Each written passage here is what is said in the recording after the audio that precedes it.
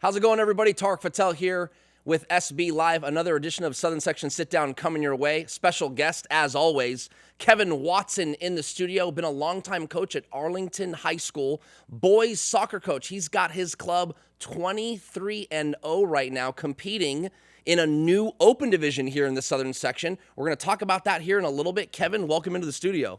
Thanks for having me, guys. Yeah, you appreciate it, you coming in. I know you had to fight a little bit of traffic, you were saying. Yeah, I anticipated 2 hours, and it was just about 2 hours. But, it got some good music. Think about the game tonight versus Miracosta, so it was a nice, opportunity to just kind of clear my head a little bit, too. Good. What I want to start with, and usually I always start with these guests that come on, because the viewer kind of needs to know who you are. So talk a little bit about, I know you went to Arlington High School, so you're back at your own stomping grounds, at your old stomping grounds, coaching. What was high school like for you? And maybe just kind of your athletic background and how you ended up at Arlington as a coach. Yeah, so born and raised in Riverside. I had an American mom, English dad, so there's always that, constant battle of, are they playing soccer? Are they playing basketball? What are we doing with our kids? They even mix in a little baseball, which I wasn't great at. I think just growing up in Riverside, it was always a unique community, extremely diverse. Something that I still wear, in my heart today, and really why I'm still there with my family. Just growing up, I was thankful. My half brother was a year, 2 days. My full-blooded brother. A year and 2 days apart. So we grew up together playing sports. Went to Arlington High School, like you mentioned, together. I think for me, just growing up.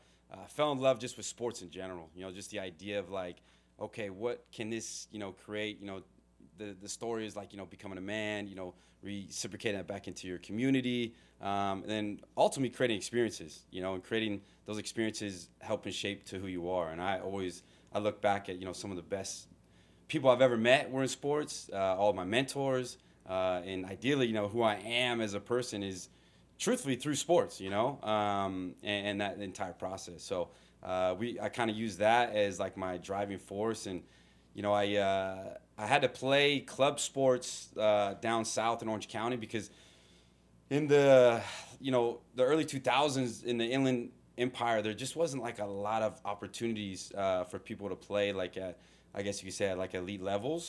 So there's a group of 8 of us that all traveled down south from Riverside to Fontana, somewhere in Chino Hills area, and we all commuted together. And then that experience kind of, when I came back and got the opportunity to, maybe be a coach in the community, got me thinking, how can we keep these kids at home? So, the experience was club soccer. Then I played at Cal State San Bernardino for a year, and then stayed even local again and went to CBU. Finished out there and played soccer at both spots. And then during that process, like any athlete, you're what do I do? Yeah, what do I do There's now? no degree in soccer. Sure. I thought there was. And then you get to a point, and I started doing some substitute teaching, and one of the first, opportunities I got was in a special ed setting, senior level at River Valley High School. And again, because I was coaching, it was actually a family, the Riveros, Marsha Rivero, she was a teacher there on campus, and she's like, it's a 30-day assignment. They're off on maternity leave. Get in there. And I was didn't know what to expect. How old are you? Gosh, I think I was 22. Yeah, okay. Yeah, it was embarrassing because they thought I was a student. Yeah, I go to the main office, really intimidating. The lady's are you sure? Some seniors bigger than and taller than you, right? Yeah. Yeah. Yeah, they could definitely take care of me. I was okay, I got to be smart here. But it was one of the most humbling, but also rewarding experiences. Because you got to see, number one, the impact that teachers have in the classroom. And then the special ed setting was unique because, a lot of these kids were just looking for a home, right? Whereas coming from unique situations at home, maybe parents are, not accessible because they're working, they're taking care of family. You add disability on top of that. And they're just trying to find their place, right? And so if you just showed them that love, showed them that just opportunity to connect with them, I was this is coaching. This is really cool, So I went back to school after I graduated and then got my teacher credential. And then I started in Upland Unified. And then I was coaching at Arlington. I was trying to squeeze my way in. There's just no openings.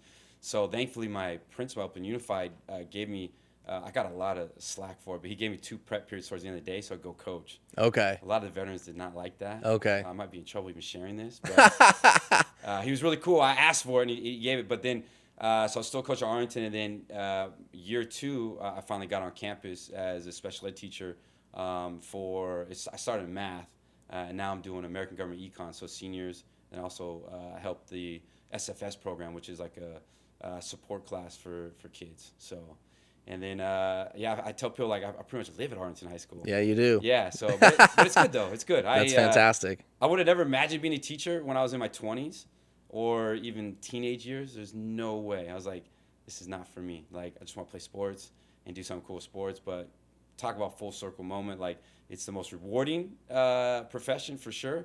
But it's something I really, really enjoy. That's a nice thing. Like, I'm not waking up like, oh, my gosh, another word. Sure. You know, and Arlington is the coolest home. And I tell people it's the hidden gem of RUSD.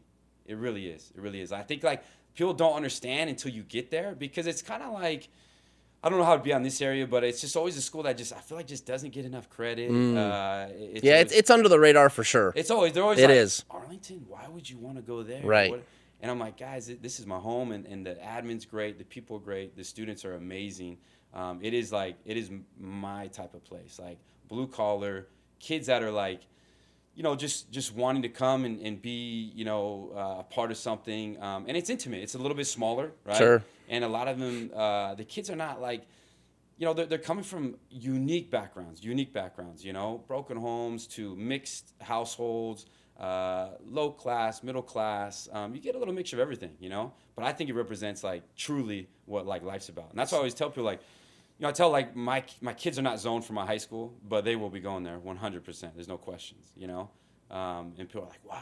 And I'm like, man, this is life. This is what it's about. Sounds a little bit like college. I mean, that's the splash zone you get when you get into college. You get diverse. You get people from all over the world when you get into college. So I don't know if that's necessarily going on at Arlington, but the diversity is huge for our youth, I think. No, yeah, I think it's something I encourage, like, my kids. Like, I want them just to be challenged, and I want them to be a part of different cultures and see the different, the differences, like, it's funny. We had a birthday party this weekend, and it was totally just, it wouldn't be the norm, it was like smaller household, but it's so intimate, right? It was like a backyard party. I liked it. Yeah. And it represents like the core values, like, you'll see, like, on our, through our program and things I do, I say family, football, feeling. Those are like the 3 values that we kind of base everything off of. And there's a reason family's first. Like, it's like family's everything, and I think the more that we use that as like a driving force, it just makes everything just kind of click together. So the influence your dad had on you, being an Englishman, we talked a little bit before the show about your fandom for English Premier League, and I want to get into that because I think the English Premier League being shown on TV is really something new that's only been happening maybe the last 15 or 20 years, and that sounds like a long time, but the English Premier League's been around a lot longer than that. Yeah. And so I think we have seen an influence in young people because of that, and soccer in many ways has gotten more popular. And then I think the path that kids take for soccer has changed too, especially if you want to reach the premium level. I know there was a lot there, but can you kind of talk about the grassroots of soccer and how maybe the European leagues have influenced high school kids more since you've been a coach than compared to when you grew up? All right. First off, I got to give my credit to Mom, too, because she's going to be really mad. Okay. She's not mentioned. Okay. She swears all the athletic abilities come from her. Okay. Because funny enough, my dad was too poor to play soccer. He says, wow. He says it was like if you were more, affluent and had a little more money, you played soccer. He played rugby. Okay. So there's a funny story behind it. Okay. Back in the day, it was, you start an ASO. Everybody started an ASO. Yes, of course. The story is, like, my brother and I, we just played random leagues, Sunday leagues and so forth, and then we're gonna jump in this ASO circuit and then ask my dad to be a volunteer coach. My dad's like, I know nothing about this. Wow. Like, did you assume because he's English? Yeah, of right? course. That's what I just assumed. Yeah. So I just thought, yeah, for sure, he knows everything about soccer. Yeah, but the cool thing is, so they do this draft in ASO, right? Where it's like if you've been a player in the league, you get like a ranking. And then so my brother and I, we had no ranking. And my dad's like, Yeah, so you were ringers. this is perfect. He's like, this is so good. So we were ranked like a 5, right? Which is the worst. We're the worst players in ASO coming in. So we had me and my brother, and then we picked up, like, we knew some other kids, right? And so my dad, even though he didn't know about soccer, like, he, like, assembled, like, the dynasty team. And so we started off, and then we did very, very well. And then it kind of started to, you know, there was a lot of talk in the ASO community, like, they cheated. Like, these guys should have been ranked. What's going on, you know?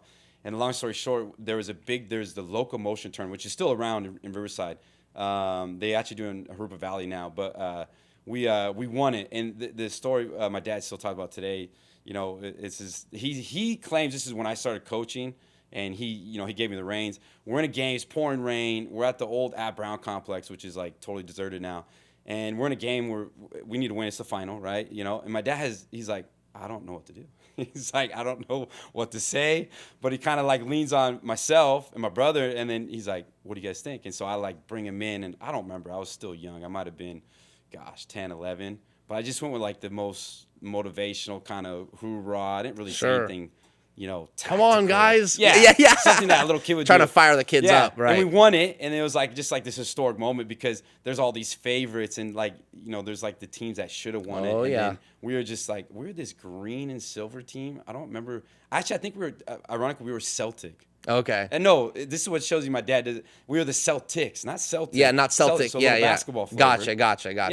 Yeah. Not so, Celtic, the football team. No, we're right, the Celtics. right. We're just the Boston Celtics out there. But so we won that. And so my dad will still claim that's the story of how I became coach. Well, so for you, there was more of a personal influence, but for the kids you're coaching, now it's everywhere. It's streamed everywhere. You can find a European game, you know, or even a South American game. You can find a game. I mean, you can find almost any league. It doesn't matter. You can find a high-level game now.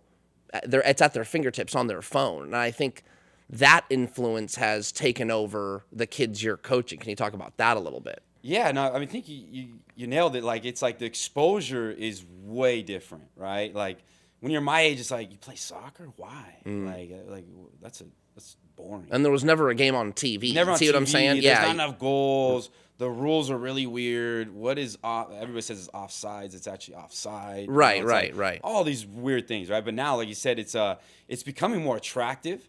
And then I think, you know, you got also big athletes that like it too. Like a big one's Kobe Bryant. You know, you see Kobe Bryant juggling a soccer ball. Sure. So now it's like acceptable, right? But I think for kids, you know, it's two things. The United States is extremely, extremely diverse. And you're starting to see that influence of immigrants from all over the world and them bringing those cultures in. So I think that's a massive layer and what makes this country so unique, right?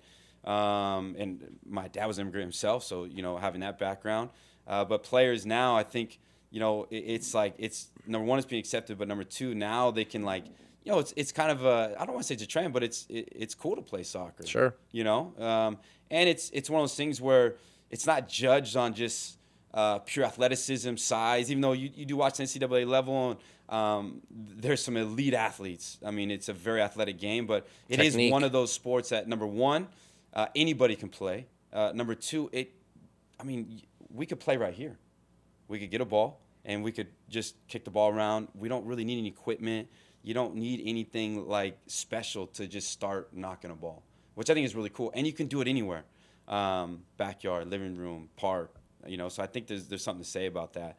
You know, and I just think, you know, the more that we have that exposure, I think the next layer for us, having been involved in the club side and the high school side, and full circle, having coached collegiate as well, is trying to bring up those, you know, generational families that have played at a high level, maybe have, you know, some ties, you know, from grandparents, whatever it may be, and then really trying to, you know, create that culture. Because I think right now, we're at a crazy time of, like, everything is like trying to go, like, it's like how to say, like a professional stage for the club side. Everything is just, where are you signing? Where are you going? Where are you playing in college? And for me, that's just kind of like the icing on the cake. Okay. I think it's deeper than that. I always tell people, like, you play because you love it, number one. Like, that has to be your driving force. Because otherwise, the next stage won't work for you anyways. Because there's so much adversity you're going to go through. Love is a prerequisite at the college level. It has to be. Yeah, it's not. You'll stop. You'll quit. Yeah. It's not fun. Yeah, and I love, like, I'm all for people playing the next stage. Sure. But that can't be your focus. Right. It can't be. You'll lose sight. You'll on burn what's, out. Yeah. Yeah. It's just the most important thing is the process and like what are you gonna do when things are not going well, you know, or enjoying it. How about enjoying it? Like people forget, just enjoy it. Yeah. Enjoy the moment. Have fun. I tell my high schoolers right now, like we're in a weird stage. Like we try not to talk about all these crazy records and all this. Like let's just enjoy it. Like, you know, I use Kobe Bryant a lot for like my motivational speeches, and you know we just shared one about, you know, like time is not on your side. So we say, you know, tomorrow's never promised. Let's just love on each other, go fight with each other. Let's just enjoy the game, you know, and that's the only thing you can control, you know. If you do all that, then it's you're always winning, you know. And I think back to my original point, that's where our culture needs to go, though. I think we need to be careful on just really living vicariously through our kids. And I got 3, so I'm going to take my own advice here. I got to do the same thing and make sure that we just preach on them the long term, you know. And like I said originally in the beginning of the show, it's like all the relationships, all the ability to have these mentors that you can go back on. I don't really remember these wins and losses. Yeah, you remember the marquee ones and the big ones for sure, like at the story I shared with my dad. But that was an ASO tournament. Right. It wasn't. Didn't mean anything. It was recreational, you know. Right. So it's like you got to remind yourself, like that's the most important thing, because the game ends. Well, that's the truth, and most players and coaches, especially the players, but most players will come back and they'll say, "Coach," and you think they're going to bring up a game or a match and it's like a bus ride, a dinner, a team trip. You know, those are the core memories that everyone remembers and talks about. And I think that I just want to make sure, like, I just feel like if that was my message when I talk to parents in my club and I talk to even my student athletes, I just always remind them of that. You know, it's like we talk about this standard of becoming men, and the byproduct of doing all of that correctly is having a culture and a successful season, right? But it's not, you can't just draw it up like, you know, what we're going through now, but it's literally the byproduct of doing everything correctly, you know? It is $1 million. The first thing I think of is I don't think I would endorse it. I love high school for kids. Like, for example, in basketball, now there's these prep schools. There's really no experience there. It's just basketball. Yeah. And when I think of that, Kevin, I think of it's basically the European style of approaching sport, where it's sport, a little bit of education, sport, because you're getting pretty much groomed to be a pro. You know, the David Beckhams of the world got poached at like 9 years old, and that's it. This is your life. Yeah. And so I always think about American kids are kind of behind the 8 ball when it comes to soccer, because the European kids are training at such a young age all day long until they're 16 years old and they become pro. And I'm not saying that's a good thing. I'm just saying that just puts you behind. Yeah, well, it's 2 things, right? It's like, you know, like why people are going to Europe, because it's the environment they're in, right? It's a little education. And if you see like some snippets like from Gerrard and some of like the greatest English players, they'll share the same thing, saying, man, I wish I had a second option, right? Like the United States does in regards to going to college. There right? you go. But it's funny, then our club setting, it's like what they are against, which is high school athletics and against that experience, but then we push them to the NCAA. And I joke with them, I was like, okay, at Arlington, I've got access to a weight room. I've got futsal because I have a gym court we can utilize. Okay. You know, I've got not 2 goals. I've got 6, 7 goals, 8 goals access for training, right? I've got a beautiful turf stadium. So I've got the space. I've got the support of a trainer. So all these resources kind of replicate what NCAA is like, right? Sure. So I joke with people, like I've always said, man, it'd be great for clubs in high school to actually be able to work together somehow or some way and stop this fighting. Like I think it might be the only sport that is like that. Everything else coincides. It's just you bring up a good point. We make kids make choices. You know, you can't play high school because you got to play this. You know, it's like, guys, why? They're so young. Like, is it okay? Yeah. Oh, the coach is not good enough. Blah, like all these excuses. Back to my original point. They just want to play and have fun. They want to have fun. They want to. There's nothing like playing underneath the lights in front of your community, your girlfriend, your friends, whatever it is, right? The club setting. I'm in the club setting. It doesn't represent that. They're both good, and I'm not knocking. Like I literally run a club with 600 kids, so I understand both. But I just think it's a shame in our country that we can't come up with a model that says, guys, we want you to represent your community, because that sometimes is the most powerful and passionate experience you get. And it might be a very poor team. It might be a very poor coach, but that's life. You're going to have a bad job, a bad boss. Rough boss. Yeah, rough, bad peers you don't like. It Yeah. represents. And then, but you have to play with older people.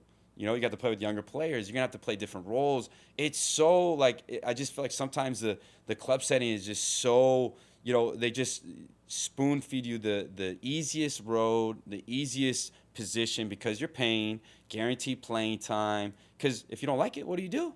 I'll just go to another team. I'll go to a different team. We're in the high school. I mean, yeah, I guess you could transfer, but it's not as easy as what you're saying. But right. so I just think there's so much value. Like we're going through that right now with our club, and what do? Do we go MLS next? If we do that, it impacts our entire community, right? More kids playing is always better, in my opinion.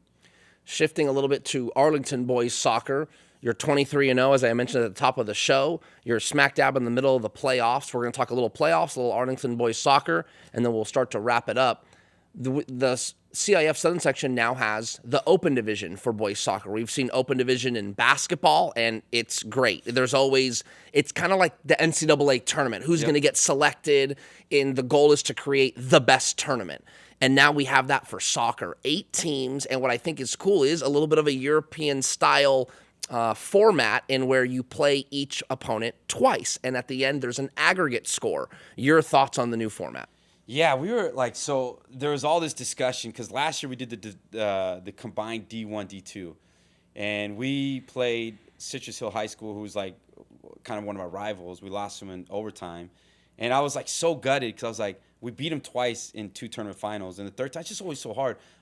In my mind I was gosh, give me one more game with them at home, and we had to play them on the road, even though we're the higher seed because CIF does the coin toss special, right?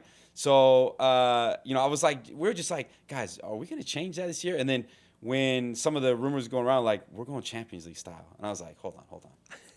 Don't. Don't get me excited. Don't play with your heart. Yeah, don't do that to me, I'm no, we're going to do it. And I'm okay, this is going to be really, really good. And so I waited to tell the boys until it was officially announced. But yeah, this is unbelievable. This is what represents obviously the professional setting, but more importantly, it truly, for me, I think it is a true representation of the better team advantage. It's like a little body of work. It's not just the one game. Yeah, it's not one game. And in football, in soccer, anything can happen. I mean, it's just you can have that rough day, a bad moment, bad call, whatever. But in this setting, you have 2 opportunities, right? The higher seed always goes on the road first. We'll be at Miracosta this evening, and then we go at home on Friday.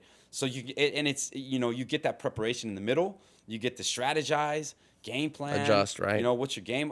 How are you going to change? To try to get this aggregate score. I think it's great. I think it's really cool. And the soccer community for the most part loves it. Oh, this is a kid's dream. Got it. Kid's dream. Best of the best. 8 teams represents how what you want to see as a player. I think a lot of I know my staff they have no idea what you playing the same team twice. Why? Yeah. And I try to explain guys, no, this is how it should be. This is just this is how it's done around the world. And it's it's nervy. I'll tell you, we started with Godinez, even with the 4-goal lead. I was joking to my wife. I'm why? I feel like I'm down 2-0. Yeah. Why? You got to play him again. You got to play him again, which is crazy because it's just so many. You have nightmares. Oh yeah. Godinez scoring. We haven't. Scoring 3 goals in 5 minutes. Oh my gosh, 5-4 aggregate. Godinez advances. You know what I mean? Yeah. And I'm why am I even thinking this? Yeah. But it's cool because this setting creates that. Sure. Yeah. It makes you better as a coach too. Yeah. I mean, you gotta. I mean, 2 games. I mean, like you said, it's a true testament. I think you can't argue we were the better team. You have to tip your hat off. If whatever team gets through, you're hey man. I mean, we had 2 games to prove ourselves, and we can't get a result, and that's life. That's life. So. Arlington boys soccer, talk about just, my guess is best season you've ever had. Have you ever gone undefeated? If you have, when was that? Are you guys trying to break a record? Give us a little background on what's at stake here, maybe record-wise on such a fantastic season. Yeah, so this group is really unique, man, really unique. They started out of COVID as freshmen on varsity. So they were babies. And I always remember the first year that shortened season, we went to Lisa Miguel. And they just whooped us. They were men, men. I mean, my guys, the way they've matured, and from 15 to 17 or 14 to 18, it's a big difference. But number one, this group has been with me for 4 years. Last year, started the freshman year, and then sophomore year again, we had a little growth. And then last year we actually undefeated. We went, or it was 22-0-1, so it was like a little asterisk, I guess. Okay, gotcha. We had one draw. And then this year, again, from a record standpoint, this is the first undefeated season we've ever had. First undefeated conference or league play in the River Valley. Our goal differential is silly. It's like, I think we've had 4 goals against in 23 games. Oh, wow. Yeah, and we broke the school record for goals scored. We're over, I think we're over 100. I do know that. We did that on senior night. So we broke that record. We're tied right now for the clean sheet record of 19. We should have had it last. School record or CIF record? That's our school record. Got it. I'm just going. So I don't even know the CIF. Okay. Records. I don't even want to look. It's probably something silly. Okay. We had our center forward break the school record for goals scored. Javier Hernandez did that on senior night. He's sitting like at 27. It doesn't seem like a lot, but like for our our setting, it's massive. And then we got another captain chasing the assist record. He's at 24. Jacob Ariano, the record's 25. But to be fair, like it's all great individual accolades, and I'm all for them breaking that stuff. Sure. It's super cool for them. But we were here in 2019. We won it, Division II versus Cabrillo, who absolutely dominated us in the final. Oh my gosh, like but we were a machine. Had one of those days. It was talk about just one of those football moments. You know, Yep. we got a pen and we just defended for our life. And the rest was history. Is now that I asked, because in Champions League, there is no 2 games in the final. No. So is the CIF the same way? One match? Yeah, same way. That's good. That's how it probably should be. Okay. Yeah. So I think for us, our aspirations, they're lofty goals, but, there's only been 2 CIF boys soccer champion winners in the city. And we want to be the first to get number 2. Okay. Yeah, that would be an absolute dream. Okay. Yeah, so we've been, we share it, we talk about it, but, we just try to go game by game, to be fair. I mean, it's obviously in all the back of our minds. We're aware this is semifinals, but we're just going to take this one game at a time. And, the nice thing is, like, I guess technically you don't have to go undefeated to do that, but we're just dialed in. And the boys are great, man. I've got an unbelievable set of kids. They will run through walls for our staff. They've bought in. The culture is excellent. We talk about just, like our DNA a lot. I always start off like we say, all gas, no brakes. Sure. And they love it. They just like feed off of Eat it. that up. Yeah, they eat off of it, and they're good kids though. They very respectful. And like I told you in the beginning, they love the game. They love the game. They truly love. It's a lifestyle for them. And I think that's the difference. It's like when you love something that much, you fall in love with the process, and then the games become a moment of just expression. You're just sharing your heart, your feelings, and it just drives you through. And that's truly, it's the conversation I had with my underclassmen yesterday while I was running them because they're knuckleheads and just not doing what they're supposed to be doing while we're training. But this group, that's why they are. I mean, they deserve everything that's coming to them because they've been a really, really good group. And it's so nice to see them as freshmen and as seniors and just that just natural and like that holistic, approach we've had. And they're becoming men, It's like there's going to be a lot of tears when this season is over, man. Well, hopefully the tears are of joy. Yes. That you want tears of joy. And I know that boys has regionals. Yep. So my goal is your team goals aren't just a CIF Division I championship, but a regional championship. And Coach, you're well on your way. So thank you for joining us today on the CIF Southern Section Sit Down. Really appreciate it. Thank you. Thank you guys for having us. And, we appreciate it, representing soccer in the Southern Section. Absolutely. Absolutely. Arlington boys soccer coach Kevin Watson. He's been there a long time, looking for CIF title number 2. Thank you for watching. I'm Tarek Patel with SB Live. Don't forget, scorebooklive.com, scores, schedules, and, of course, all the news you need covering the CIF Southern Section. And we cover high school sports nationwide. I'm Tarek Patel once again. Thanks for watching.